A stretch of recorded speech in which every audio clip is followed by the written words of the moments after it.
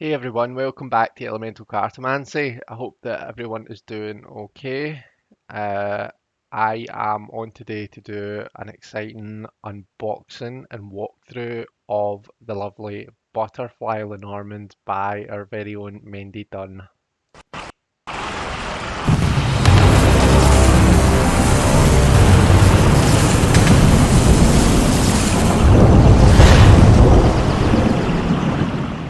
Alright guys, so I got this package through my door today, which was very exciting indeed. I knew exactly what it was as soon as I seen the packaging. Um, so yeah, let's get into this now. I have been in it. I've had a look through and everything. So cellophane has been removed, but this is pretty much exactly how it was packaged that you're seeing here. So it comes in this kind of a butterfly themed jiffy bag, jiffy envelope. We then open it up and we have this beautiful little pouch with this adorable butterfly charm. Um, so if we open this up now, my wee book here is on the outside of the tuck box, but that came inside. So this is the little pamphlet that comes with it, and it's just so the pamphlet tells us about the butterflies, the use of the butterflies. So it says that positive cards will have a white butterfly, negative cards will have a black butterfly, and neutral cards will have a multicolored butterfly. So that's what the butterflies on the deck mean. Here we have our deck inside the tuck box. The tuck box has the thumb, the thumb hole to make it easy to open up. It then the tuck box does this thing, where it bends back further just so that it's easy to reach in and grab the cards. So that's pretty awesome.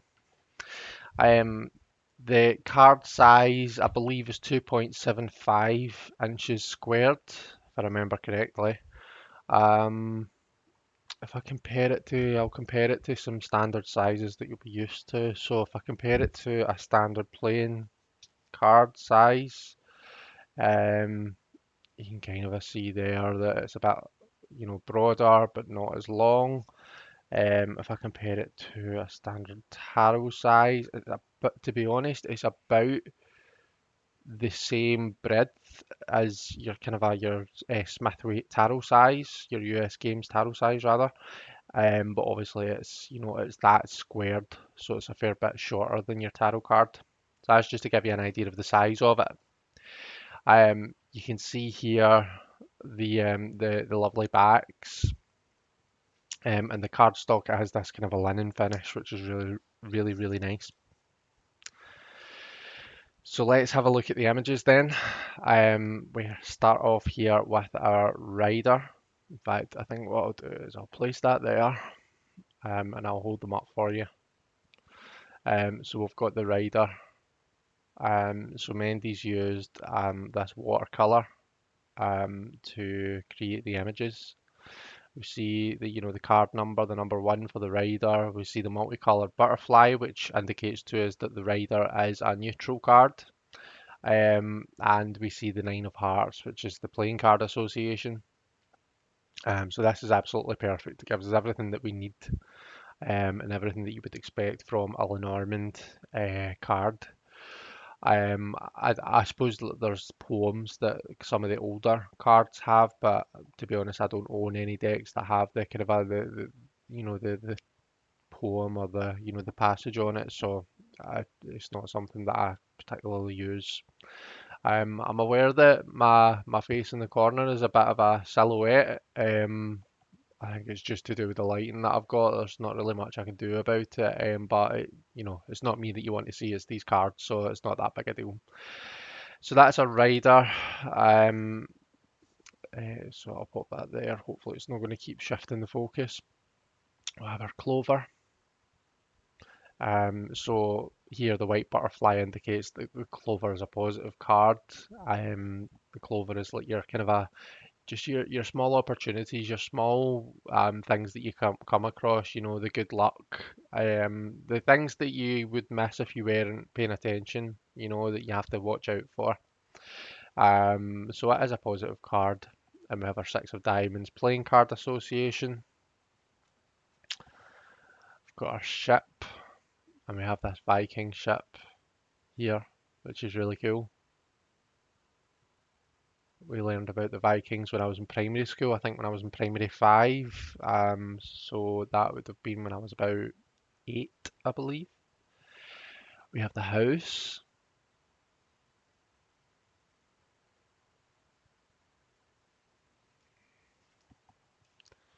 our tree,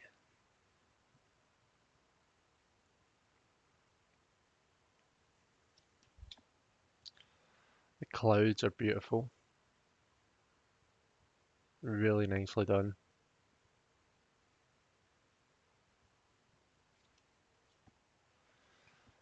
The snake, I love that we don't have a vicious representation of the snake.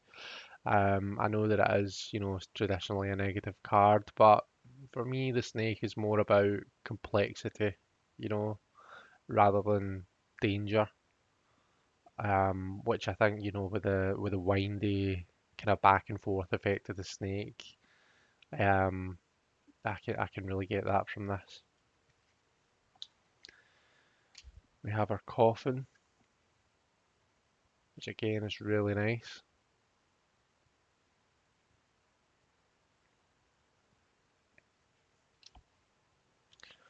Our bouquet, wee bunch of flowers. It's lovely.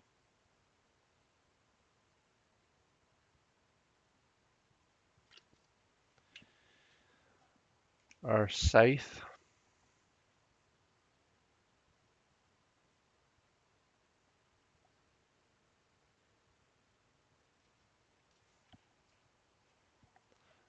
the whip,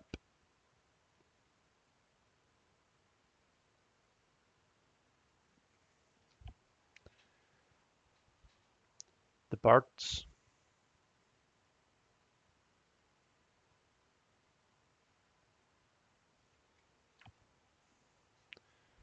the child,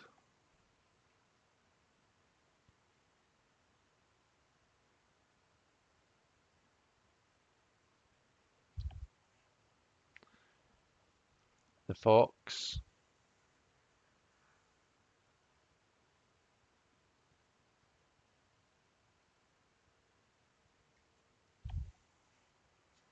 the bear, the mama bear,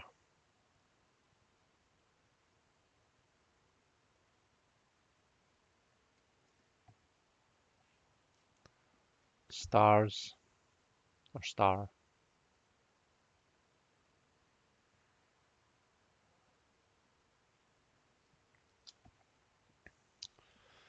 the stork,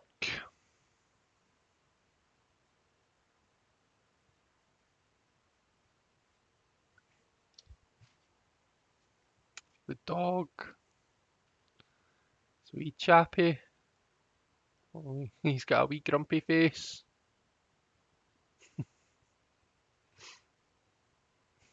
He's adorable.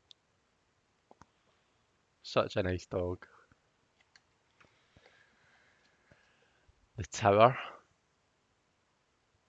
nice high tower, getting that perspective.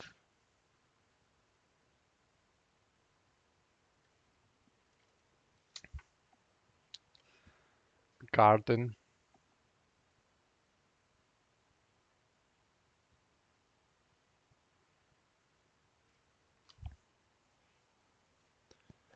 the mountain,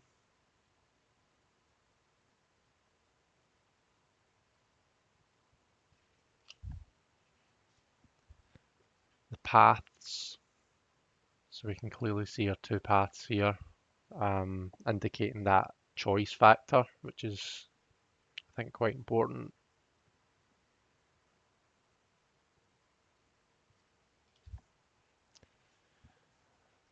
The mice,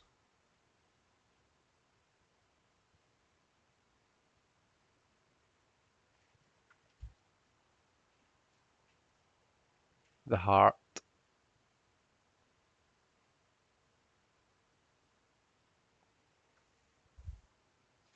the ring. It's lovely to see that, the two rings linked together. Um, that idea of being joined together is kind of what the ring means, what the ring symbolizes. So that's quite clever how that's done. I know that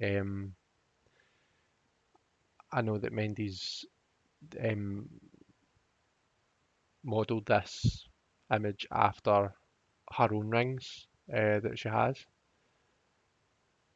So yeah, it's really, really nice.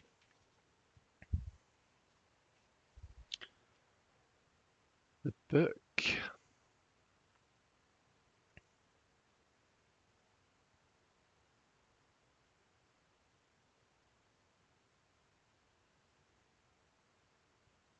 So we have an open book in this deck.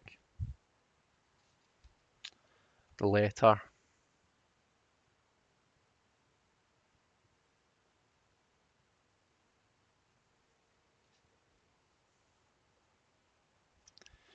So we have our people cards, and they are 28 is significator, and my thumb is covering up the image. That's not very helpful. And 29 is other person. Okay. And we can see here that we have like the silhouette and the shadow in each one, silhouette and shadow. So in significator, I believe that the silhouette, the face that we see is perhaps a more feminine face, but the shadow is a more masculine. Um, and it might be the same on this one. So we have both of those elements. Um, and you don't strictly need to see gender in these either, so it works either which way, I believe. So you see that we can kind of put them together like that and they're facing each other, or if they come up the other way around, they're facing away from each other. So that is really nice. So those are the people cards. We have our lily, which is a word that I struggle to say. We have both the white lily and the tiger lily. I was doing so well. So the white lily to symbolize that idea of innocence and grace, if that's how you choose to read it. And then we have, well, I suppose both of them have the stamen and or stigma clearly depicted if you choose to read this as a card about maturity, balance, sex. Beautiful spiral sun. I think this is really nice. I just love the simplicity of it. I love the yellow on the blue background. I think it works really stunningly. The moon. I love how, I don't know if you can see it that well, but do you see how the edges of the moon, it's almost as though you're looking at it reflected in a really calm water. So it does, it's just the way that the edges are ever so slightly, like it's not like being drawn with a protractor, it's not a perfect round circle, it's like I'm not sure what to call it, but that looks to me as though we're looking at the moon reflected on like a really kind of still, calm, the surface of a lake, quite late at night, given that it's, this dark purple color. But it's really, really nice. It's stunning. So I've got the key, beautiful old-fashioned key.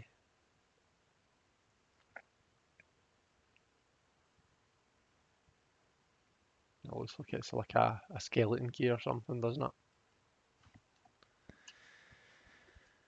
The fish,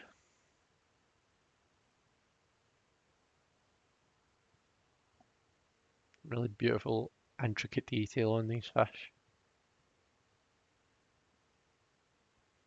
Whether, because they've got the fins and stuff, you can see how it looks as though they're moving in the water, so you really get this idea of flow, which is what the fish card is about.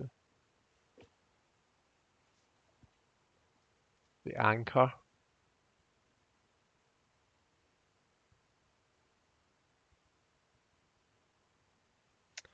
And finally, we have the cross. And again, a really beautiful, simplistic cross that we see here.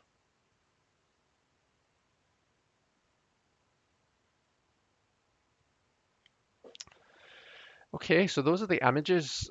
Let's take a wee look at how they shuffle. So we'll see how we got on riffling them, because I like to riffle shuffle. So they riffle really nicely. I don't think I'm going to try and bridge them just because I'll end up sending them flying everywhere.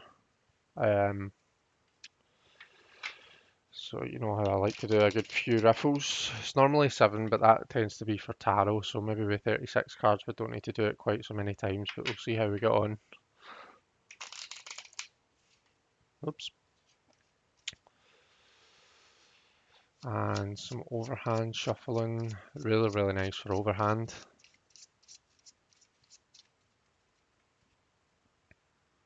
And we'll riffle it the other way a few times. Now, Kelly Fitzgerald did say during Lenormand class, like when you're shuffling square decks, they do tend to go all kind of away. So you can see here my house has ended up on its side, and well, actually I think that was the only one, but it's just something that you have to kind of not worry about with Lenormand. There's no reversals, so yeah, it's not really something to take that's much of an issue if you do end up with some reversals or cards kind of in all orientations, because they're just going to get turned right way up anyway.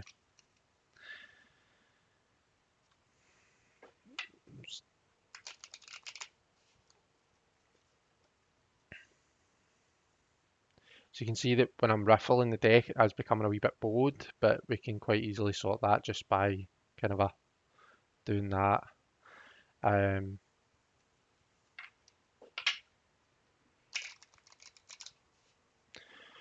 right, I think that'll be it, randomised enough. So what I'm going to do is I'm going to lay out a grand tableau for you, but I want to do a 6x6. So I'm going to switch to the larger spread screen. So let's see, I should have plenty of space here to do it. Should probably have cleaned my table before I did this, but hey ho, you live and learn. See, go back in there.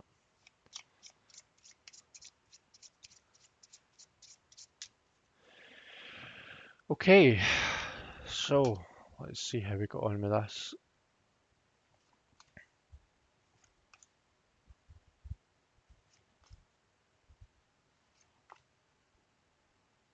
Oh, they're all going ski with. See, it looks straight on the table in front of me, but I want it to look right for you guys. So let me just adjust this. That's a wee bit better, isn't it? So in theory, if I just go below, we should be good, shouldn't we? 4,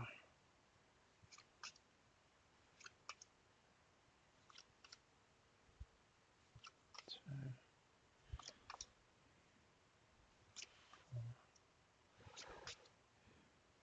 6.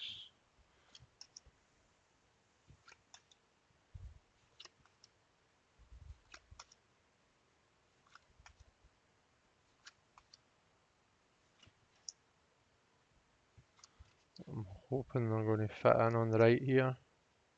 Starting to run out of space.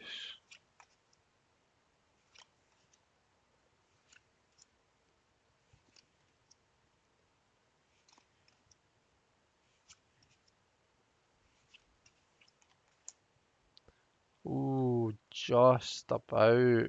Kind of. Kind of a losing a bit of the ring here on the bottom. So let's see. So one thing I'll say right away is that it's lovely to see, you know, it's really, really clear. So if I am, so that say this is for me, and I'm wanting to look at my work situation, I'm just wanting to have a wee look and see, what's happening with work, what's coming up for me, what's happening around about that. It's pretty easy to glance at these and right away see the anchor. Okay. So work probably wasn't the best example for me to choose because it's right in the corner. So I've only got a couple of cards around about it. Okay. So with work, the lilies and the kind of so you tend to be looking at the nine cards around about it, but for us we've only got the three. So we've got the lily, we've got the bear, and we've got paths. Okay, so the lily at the kind of left and up from the center from your kind of a subject card, that suggests that what we're looking at is balance. We're looking at balance in the workplace. We're looking at achieving balance, and the paths coming up suggesting that that might be something to do with a choice that's to be made or that we're looking at making. So for me, the kind of a upper level is the kind of the conscious is the things that you're aiming for. It's the things that's taking up your energy that your mind is on. We've got on the left hand side we've got like kind of the lily and the bear. So to me that's like kind of a going into the past. So perhaps it's something to do. For me, the bear, I've always looked at the bear as a kind of like a manager, a protector, a manager, a kind of a senior type figure.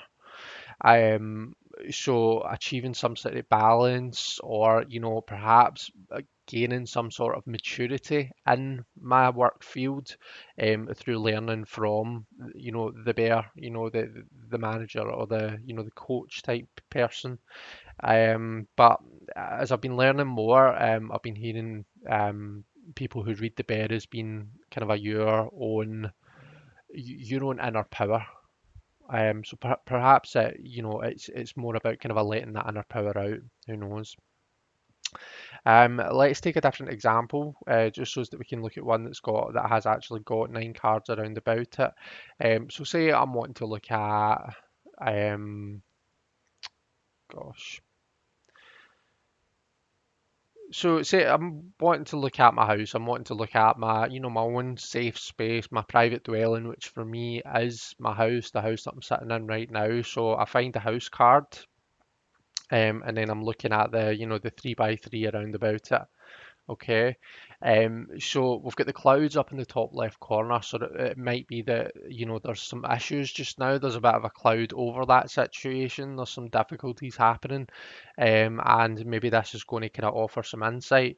So we have the clouds, and then we're doing the corners, so clouds and paths. So there's maybe a bit of a decision, a bit of we're needing to make a decision in order to move forward through the dark clouds into the lighter clouds, move through the negative into the positive. We have the rider and the moon. So the rider, usually means some sort of news coming in.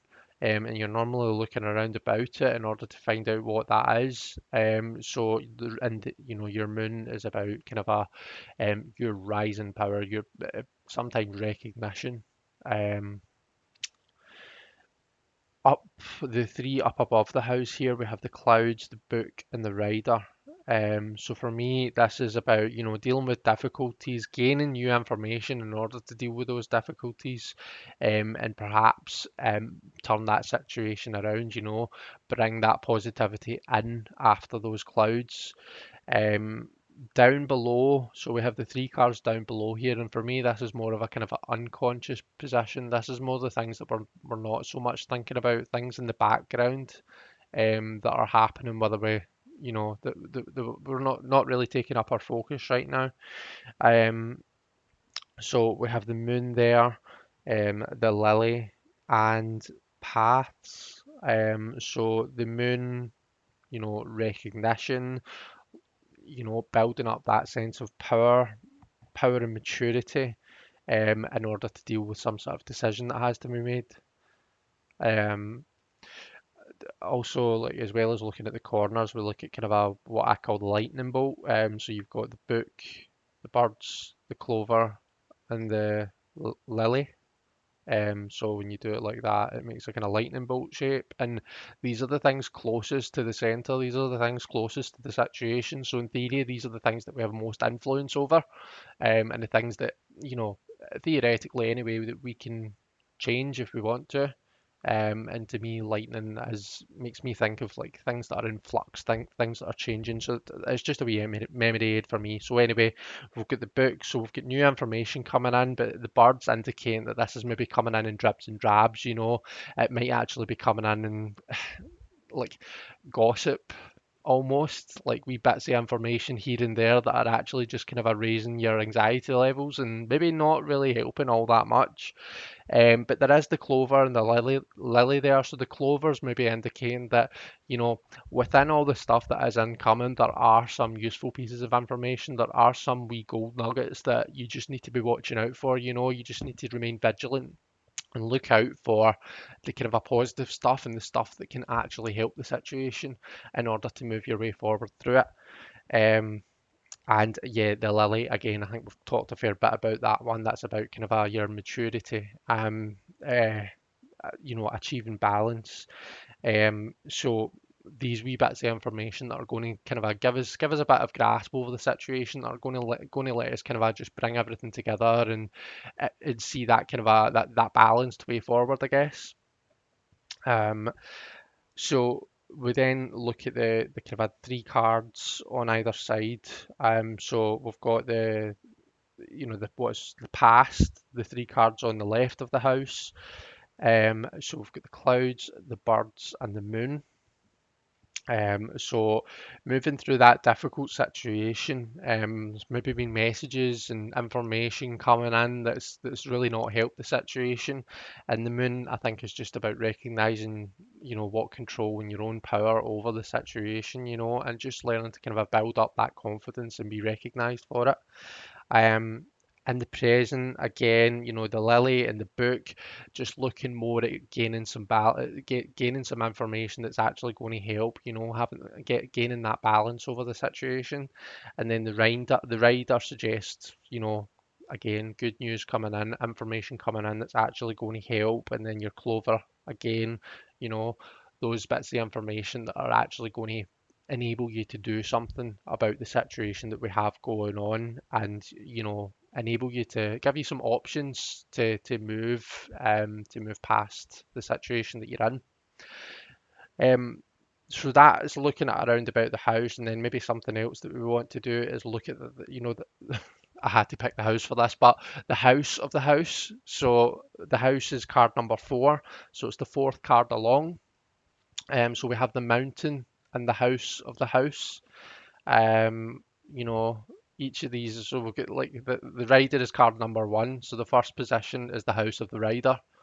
Um, this would be the house of the clover because that's 2, etc., etc. So I just had to pick the one where I'm saying the house of the house. I do apologise, but the mountain and the house of the house would suggest that there's some sort of obstacle to be worked through. And just to give a bit of context to all of that, there are some issues that we are going through right now. A couple of different issues actually. One is, I wouldn't say the building's falling apart, but there are some issues that need to be dealt with, and the people who are supposed to be dealing with them aren't really the best, if we can put it that way. So there is definitely some obstacles, and also next in the next kind of a bit to us, which has been derelict land since I moved in here. They're now looking at building a housing complex, and it's going to change everyone's views and all sorts of things. That's putting a bit of a spanner into the works. So this is definitely, it makes sense to see this kind of a stuff coming up. There are obstacles that are going to have to be dealt with. There is, when we're talking about the birds and the kind of the information overwhelm, information overload, and perhaps stuff causing anxiety and whatnot. There's a group chat that there is constantly bits and bobs, dribs and drabs coming in, and you're not sure like how much in effect is this going to have, how's this going to affect me and where at my house. Um, so yeah. Anyway, that was just to kind of give you a wee bit of context. Um, so yeah, and one thing I like, now I know that doing a 6x6 grand tableau isn't traditional. we generally tend to see them in either 9 by 4s or 8 by 4 plus 4. But when I look at it in my head, so ideally with a grand tableau, you want to have as many cards with all of the kind of the 3 by 3 around about it as possible. And this actually does that. So here we've got 12 and 8, we've got 20 cards on the outside. Okay, if we count these up, I think there's 20. There's 6 and 6 is 12, plus 4 and 4 is 8 is 20. So they're the ones that don't have the full 3 by 3 around them. And then the rest, the ones in the middle, the 4 by 4, so 16 in the middle, they do. So we're getting a lot of information for these 16 in the middle. And then it's the 20 on the outside. Whereas if you're looking at a 9 by 4, then you're only going to have so we're going to have 9, 8, 7, 14 in the middle with all of the information around about, I think. And I'm not sure about 8 before, but anyway, I really like this, and it was just I couldn't resist. It's a square deck, and I wanted to do a square grand tableau, and I think it looks absolutely stunning. So yeah, guys, I hope that you've enjoyed this. I hope that this was helpful. And I should have said at the start, but I'm only just learning Lenormand.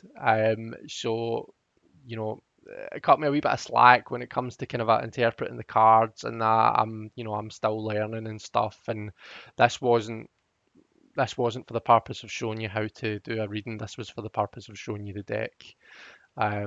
So anyway, with that all done and said and done, take care, everyone. Have an amazing weekend because we're on Friday right now. Have an amazing weekend, and I'll hopefully speak to you all soon. Bye.